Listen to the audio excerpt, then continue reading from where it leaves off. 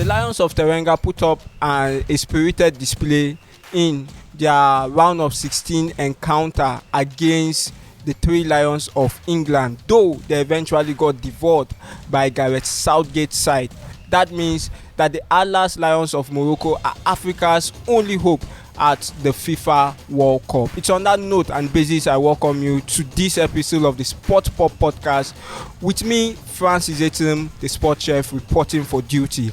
Our focus remains the World Cup taking place in Qatar at the moment, and that's why I've got Novio and Francis ID who make a return on this edition, and together we will be reviewing and also previewing some of the round of 16 games we've seen, over the past few days.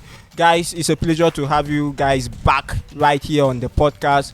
A lot has happened, since we last talked right here on the podcast, and some shocking results, some failed prediction as well. Don't worry, I have something coming for you guys for misleading my viewers. But in the midst of it all, let me start with you, Novio.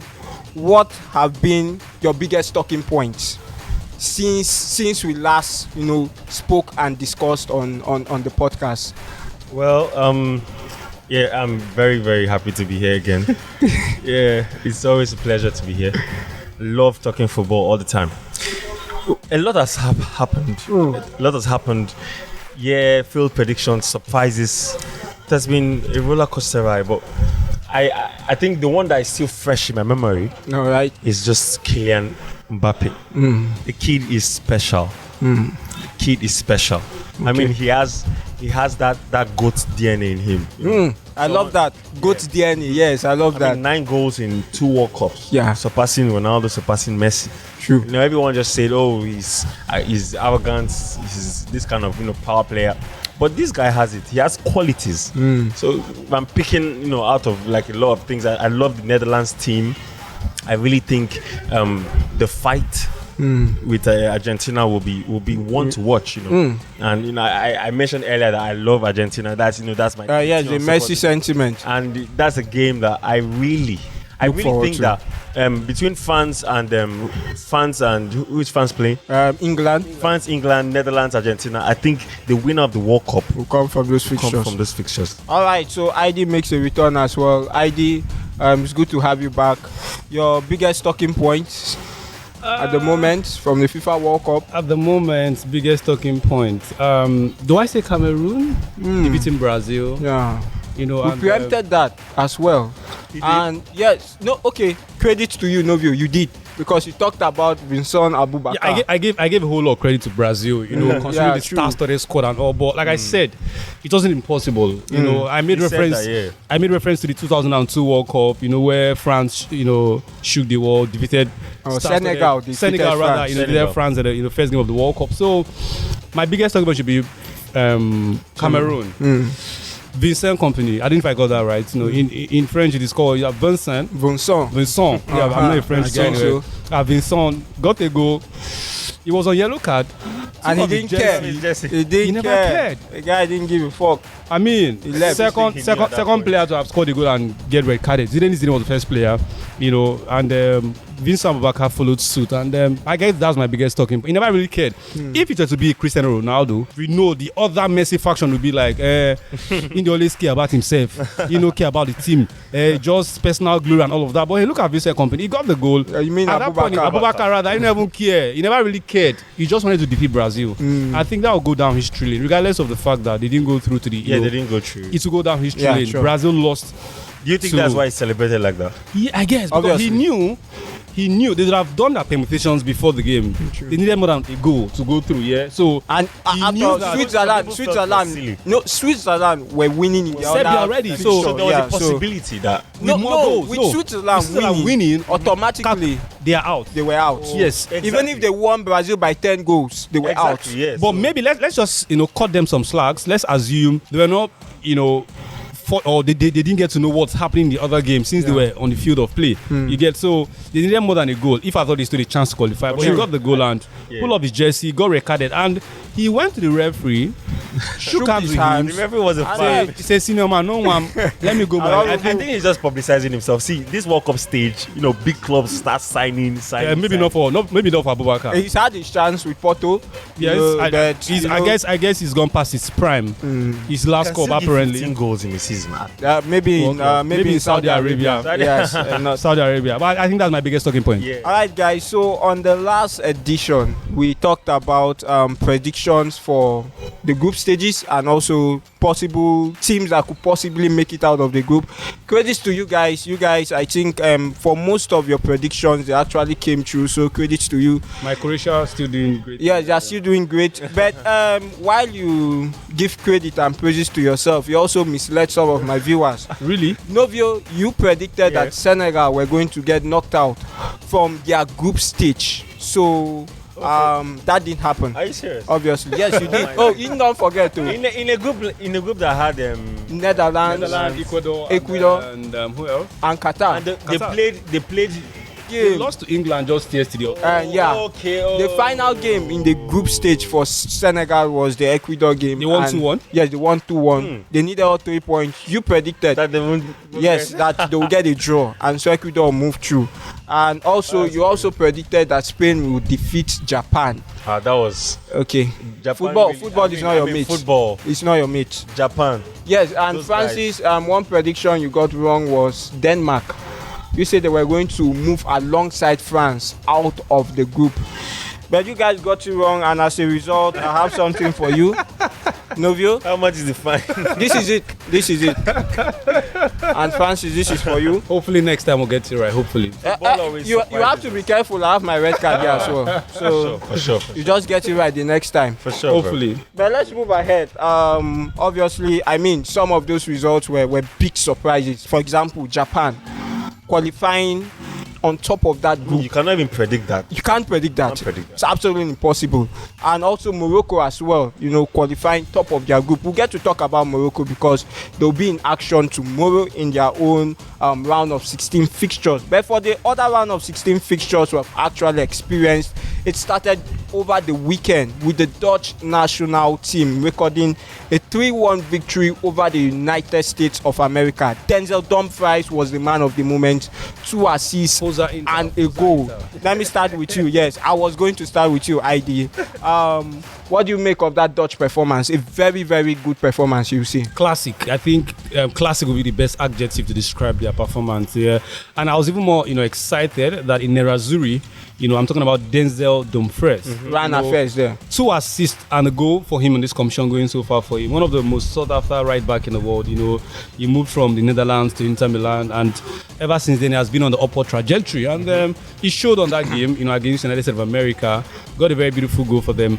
I remember you spoke about Louis van Gaal as the X factor, and I think that's really working out for the Dutch national team. Absolutely. They might not really have that, world class. Not disrespect to the to the Dutch Van national Dijk team. and the- Remember when it's the likes of Schneider, Arjen Robben, Van Persie, Van der Vaart. They might not have Those the class standout Huntelaar, players exactly, like but that. the young Denzel Dumfries, Stefan de Vrij, Virgil van Dijk, they still have decent players, that can hold theirs on a very good, and they are showing it. Less pressure on them. If you probably want to pick the top 3 teams or top 4 teams in the World Cup, you probably not look at the Dutch national team. But So I'm they have still this- term them as underdogs. Exactly, same as the Croatian, but they have this thing going for them. Less pressure. Let's just go execute our game plan. And like we all know, Louis van Gaal, he has been there, tested and trusted. He knows how to play this competition.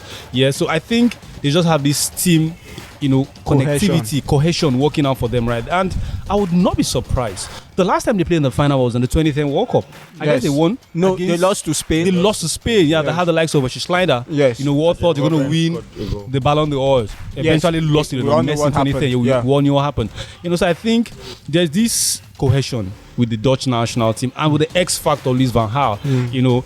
Knowing how to tinker the team, different game, different approach. And I think they're just taking it one step at a time. And like I said, I would not be surprised if they go all the way to the finals. Well, talking about going all the way, Novio, as a result of that spectacular performance against the United States of America, they have been rewarded with a clash, a quarter-final clash, a mouth-watering clash against. Rewarded. Yes, it's a reward. Yes, a reward, because no be person send them work. But right now they'll have to face a Leo Messi-inspired Argentina, who led Messi to a 2-1 victory against the Socceroos of Australia. Of course, we know Messi, that was his 1,000th career game.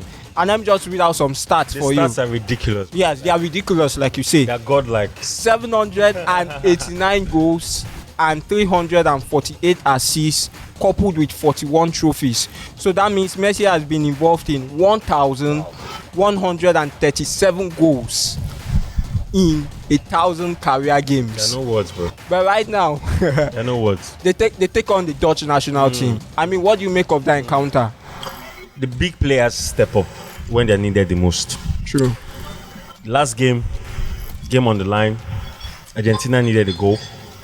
Messi, we all know, what he has suffered in the past.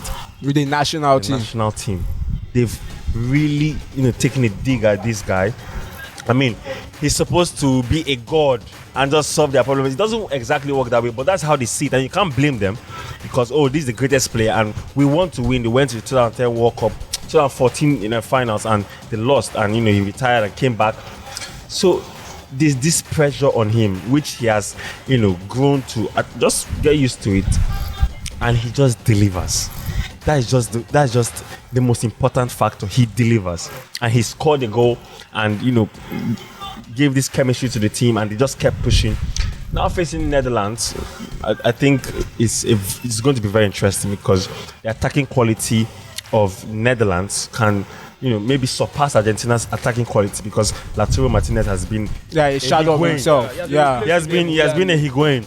Julian Alvarez has just taken Julian over. Alvarez will definitely start that game. True. But I feel like Cody Gakpo, missing out on the goal. That guy he's still on fire. True. He's still on fire as it stands, and he's going to step up.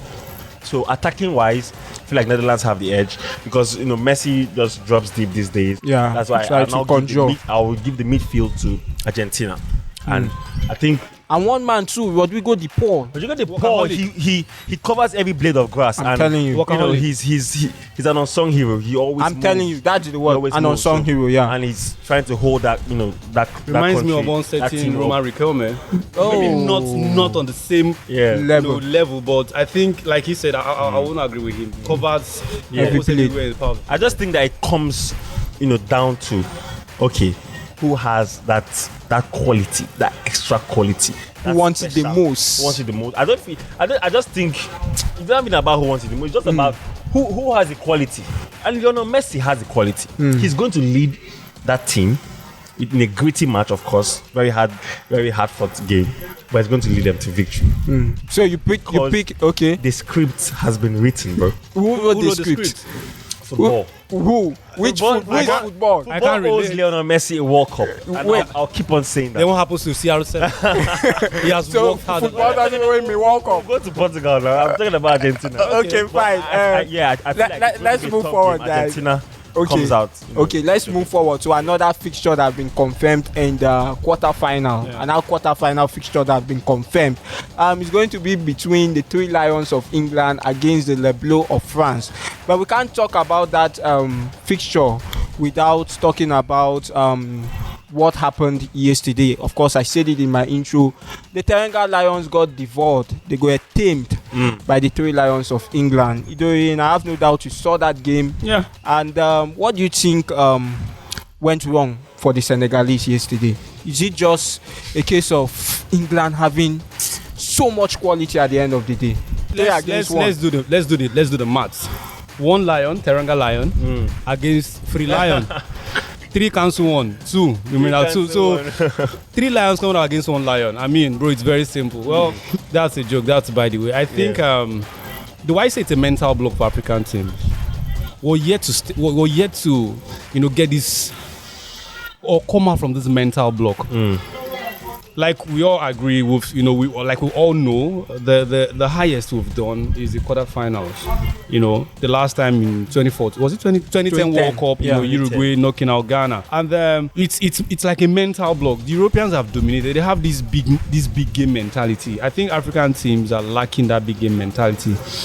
Senegalese team respected the Three Lions a whole lot. They respected them too much. They respected them, There was some in that game. You saw Buladia, taking on, running them Harry Maguire, and we saw how he was a little bit shaky on the ball. I think Cisse, the manager of the team, did not, exploit the Achilles heel of the England national team. They also have their weaknesses, which was Harry Maguire.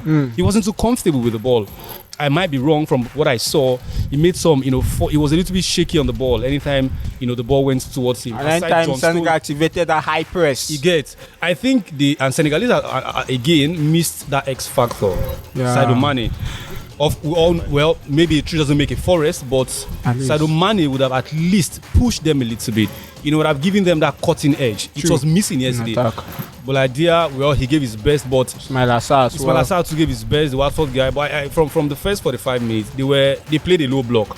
Let's sit back, see if we can hit them on the counter attack. That's why you saw their captain Koulibaly was launching those passes, and most of those passes were not accurate enough. It fell sometimes to the England national team players. They had to relaunch. So I think for me, they respected the England national team. They didn't come out, to play them. There was this wrong mentality somewhere, like we can't play these guys. Maybe they have quality in every department. A little bit scared. Talking about quality, sorry to cut you. Yes, please.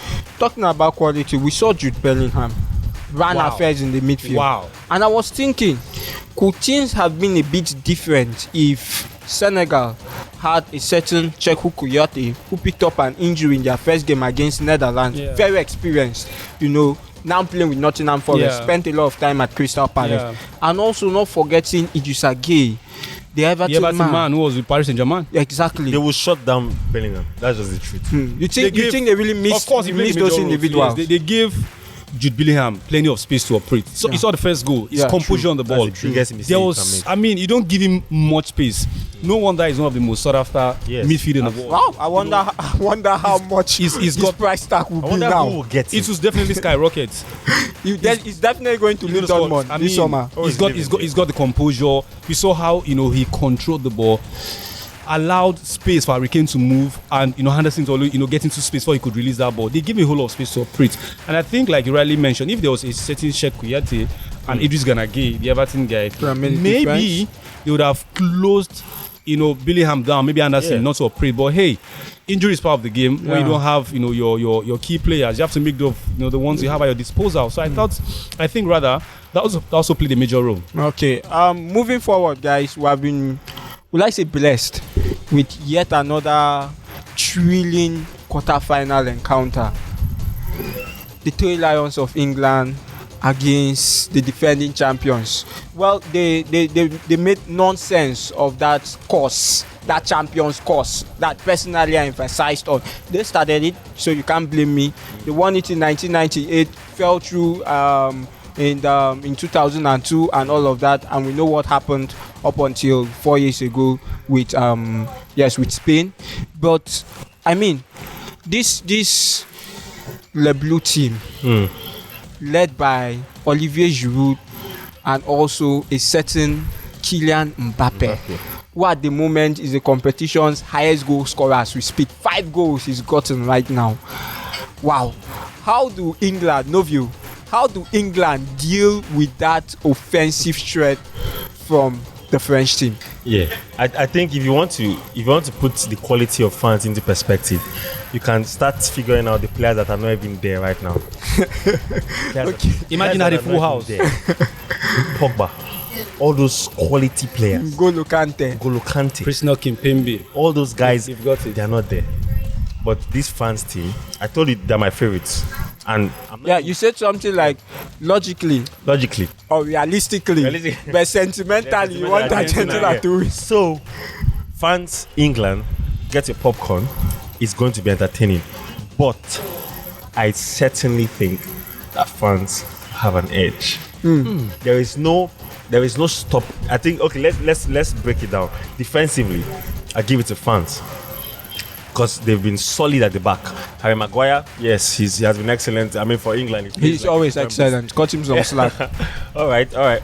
But compared to Rafa Varane and Upamecano, those guys, and they still have an Ibrahima Konate on the bench. So I'll give it. Let me just run through it, and then the midfield, I'll give it to England. Give it to England. I mean, obviously, their midfield have been fantastic. Jude Bellingham, Jordan Henderson. And Henderson just recently started just coming up, and I'm like, oh wow, he's making forward ones. I never see. The second oldest player. Second that's because of what. Player. Yes, that's because of what Jude Bellingham is doing. He's up and running end to end. True. And that's just fantastic. And he's going to have the edge over the France midfield. I'm sure you have a different opinion, but that's just what I think. Midfield. Okay. And then attacking wise, I think England will have the edge because of their bench. Okay. France, yes, they have solid. The people on the bench will be Coman. And that's about it. You want to bring Thuram. Yeah. We're talking about England. Marcus Rashford is there. You can bring I think Sterling will come back. He had a little problem. Family issues. But will come back. Callum Wilson.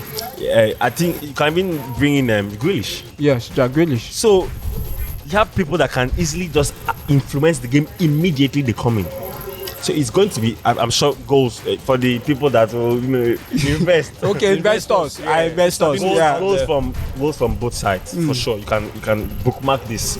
You have to be careful. Don't forget. I'm fully aware. But goals from both ends because the attacking quality is supreme to be a battle. But I think it just come down to, like you said, who wants it more? Okay, now it's who wants it more, not who has the most quality. Yes, okay. Who wants it more? Because they both have qualities. Yeah. They both have very supreme qualities. So I feel like just down to who wants it more. Francis, this English team in this competition have had, correct me if I'm wrong, 7-8 different goal scorers. And it's surprising to know that a Hurricane just got off the mark for the first time in the competition against Senegal. Highest goal scorer of last World Cup, right? Exactly. They have had goals coming from different players. Bukayo Saka, Phil Foden was on fire yesterday, Jude Bellingham, and then Marcus Rashford, of course, would have been very disappointed he didn't start that game. But like you said, Novio, that's impact sub of the bench. It's one player you can always look up to. Absolutely. But let me get your opinion on this. It seems you disagree to some of the ideas. Okay. Breaking down. Yes, that Novio brought through. You think England stands a better chance with the quality, like Novio said, the quality on the pitch and on the bench? I think that is a very salient point he brought. I mean, what's your opinion about this game? It will be a very close call, a very tight one, if you ask me. I think it's a very tough one. Baba don't go speechless. You go hard because it's that kind of game. Yeah, true. You can't say the France would probably win the game or it will be the Three Lion national team. Starting from the striking department, Harry Kane. I think Harry Kane is this guy that grows into competition. Remember the last Euros where they lost to the Italians in the final? It took him some time. It took him some time. It was Raheem Sterling who ran the show. True. Before he brought in the rest guys into the competition. I think it has started that way too. And he will look unstoppable at this point in time. But I think France national team, tutored by Didier Deschamps, have got what it takes too. They have decent, central back pairing. Varane is there, who could, hold his own. Upamecano. I saw that guy at RB Leipzig. Very, very so good, solid player. Before he went to Bayern Munich. There's also Ibrahima Konate, Liverpool guy, right? So they've got solid defenders who could also hold their own or stand their ground against the Three Lion national team strikers. Yeah. But I think maybe to fall back to the squad depth too. Yes. Oliver Giroud holding like a fine wine. It is when you least expect he pops up. Highest goal scorer. Yes. Overtaking Thierry Henry, with even fewer games. I think he's one of the most underrated strikers in the world right now. Proving that. He is. Most times you don't even see him doing anything. If he's not getting the goals, he's assisting. Like he did in 2018. Come on, you need to watch him in Italian Serie A. His CV is immaculate. Sorry, I have to digress a little bit right now. The last time I picked up injury last season, I guess a tie or actually injury. He has been out for the Rossoneri. But trust me, it has been Oliver Giroud, running the affairs, running the show for Stefano Pioli's team. Yeah. They really, banked on Ibrahimovic mentality, the big man, or let me say big manism, if there's any word like that, yeah? The lion mentality. Yes, this big, brave guy, but Oliver Giroud, the cool, calm, collected guy, pops up when when people least expect. And yeah, I think he has also brought that mentality to the France national team.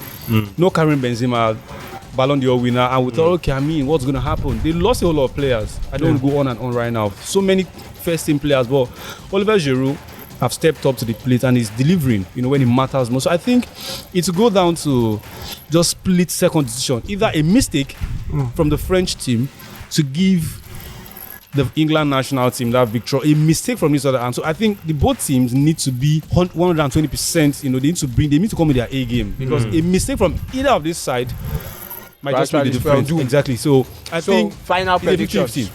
I'd like to sit on the fence, but let me go with France. All right, and I think you align with that, Novio, France. Let me go with France. All right, talking about France. Sorry, you might go to extra time.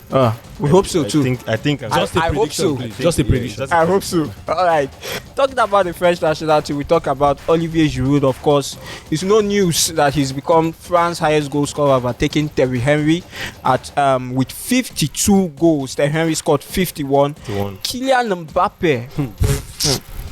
He has become the first French player in history to score 4+ goals in multiple World Cup tournaments. In 2018, where he was the best young player at 18, he scored 4 goals. And as I said earlier, right now the competition's highest goal scorer as we speak with 5 goals.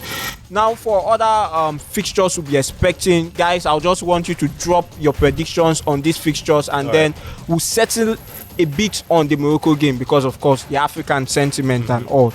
Japan, Croatia, Novio, we saw the shock. Japan qualified top of that group, but against 2018 finalists Croatia, who goes through in this encounter. Team of surprises. They've already made me fail one prediction, so I'm still going to stick with Japan. You stick with Japan? I stick with Japan. I know for this one, they're going to surprise everyone again. I know Francis, Croatia are your team.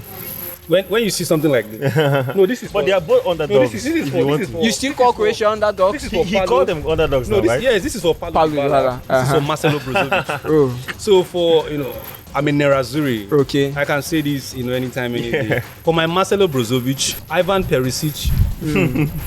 Then, you go with Croatia all the way, bro. But don't call them underdogs again. Never. Okay. Finalists, yes, no, they are no underdogs.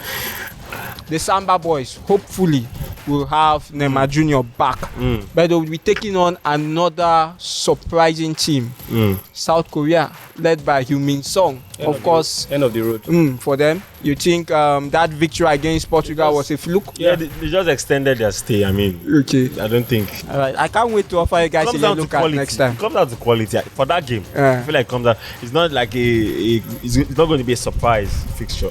To be very honest, now wait till you talk when Spain play Japan. I saw you talk. I know football god. Also squad depth. Okay. The squad depth of Brazil is ridiculous, and they're going to win that game. Just put your money there. The last time out, we got the goal from an unusual source, Casemiro. Talking about their colonizers, yes, Portugal. One man who will be willing to give everything. We talk about Switzerland finish as runners up in the Brazil group, and of course we saw them that 3-2 victory over Serbia. So ID, Switzerland versus Portugal. Portugal to a strong side. They have decent players, to quality everywhere. The Egbon Adugbo in quotes. I'm talking about Cristiano Ronaldo. Maybe they should just rest him. That's a bold take.